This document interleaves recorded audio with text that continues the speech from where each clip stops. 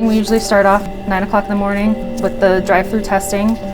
We arrive here about 8, start filling the vials that we're going to use for the day. They expire within 24 hours, so we have to kind of meter what we're using so we don't waste.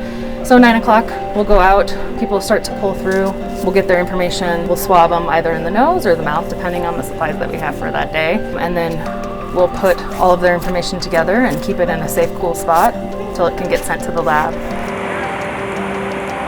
And we're just doing a lot of educating too. Everybody that comes through the drive-through, we're educating them on the CDC guidelines. We're making sure that they're following the stay-at-home order. And if they do present with signs and symptoms, we actually have a provider on site. It's been a great experience. I have really enjoyed kind of putting some of the theoretical ideas that we've been introduced around community health in action. It's a very unique experience, and I've really come to appreciate community health. I mean, the relationship is just, it's powerful. It really speaks to how important nursing care, quality care is to just maintaining healthy environments and healthy communities.